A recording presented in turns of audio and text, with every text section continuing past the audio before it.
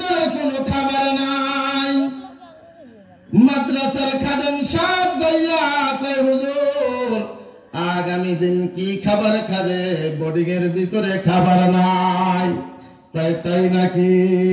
যেটা বুঝাইতে যাইয়া ঘটনাটা টানলাম। হুজুর রাতের বেলা এমন নামাজ এমন মোনাজাত, ওই মোনাজাতের ভিতরে গোডাউন পুরা করে ফেলে। সুবহানাল্লাহ। সকালবেলা খাদেম যাইয়া দেখে বোর্ডিং ঘর খাদ্যতে ভরপুর। সুবহানাল্লাহ। মালিকের কাছে মাল আসেনি? কি বলেন আসেনি?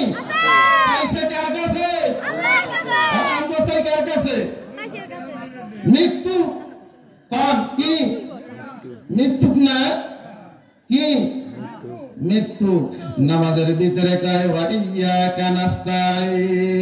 একমাত্র তোমারই কাছে কি চাই? সাহায্য চাই। নামাজের ভিতরে কয় একমাত্র তোমারই ইবাদত করি। আবার নামাজের ভিতরে কয় একমাত্র তোমারই কাছে কি চাই? সাহায্য চাই। কিন্তু বাস্তবে দেখা যায় আরেকজনের কাছে হাত পাতে। তাইলে আমরা যা কিছু দরকার কার কাছে চাইব? জোরে আওয়াজ দিয়ে বলেন কার কাছে চাইব? ওই মালিক আমাকে দিবে কি দিবে না? যদি জবানটা আর দিলটা এক করে চাইতে পারি, মালিক দিতে দেরি হবে না। তো আল্লাহ পাক রব্বুল আলামিন ডাক দিয়া কয় বুঝছি তুই কিছু চাইবি আমার কাছে। কি কয়? কারণ মসজিদ কমিটি মাহফিল কমিটি খুব চালাক। কি কয়? যখনই খবর পাইছে যে এলাকার বড় মিয়া বাইতে আইছে, আল্লাহু আকবার, খবর পাইছে পরে ইমাম সাহেবরে লইছে। কারে? কথাগান কারে লইছে? ইমাম সাহেবরে লইছে। মুসল্লি আরো 5 জন লইছে। সকাল বেলা যাইয়া ঘরের দরজার সামনে কয় আসসালামু আলাইকুম ইয়া আহলাল বাইত।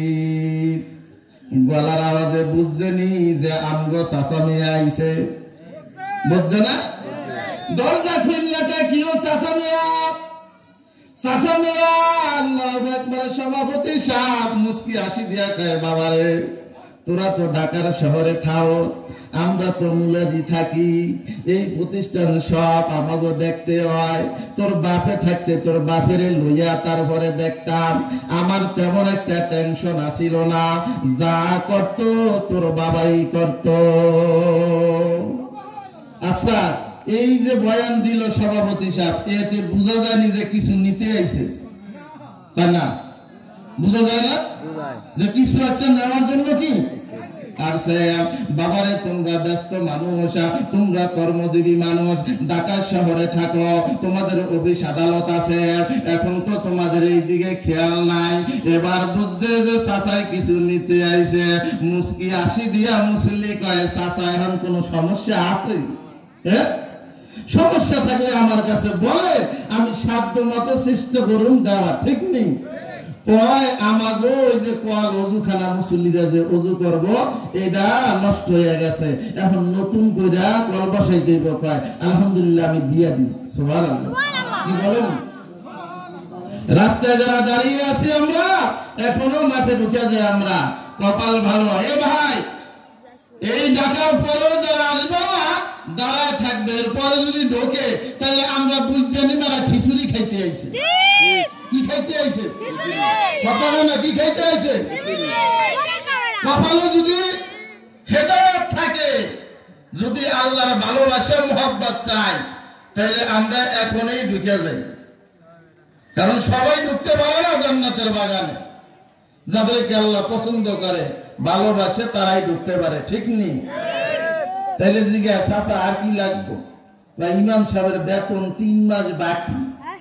কয় কত? কয় বেশি না, 30। এটাও দিয়ে দিই। সুবহানাল্লাহ। তো আল্লাহ কইতে আছে, তুই যেহেতু কইতে আছিস ইয়াকা নাবুদু, তাই আল্লাহ একমাত্র আপনারই ইবাদত করি।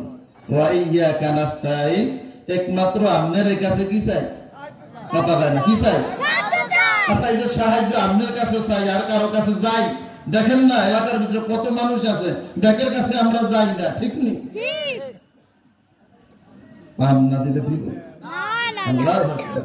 তো আল্লাহকে বলতেছি যে আল্লাহ আমরা তো যা চাওয়ার আপনার কাছে কি চাই, তো আল্লাহ কয় কি চাই, তখন যাইয়া বলি ইহদিনাস সিরাতাল মুস্তাকিম, ওগো আল্লাহ সিরাতাল মুস্তাকিমের পথে চলতে চাই, জোরে কান আল্লাহ।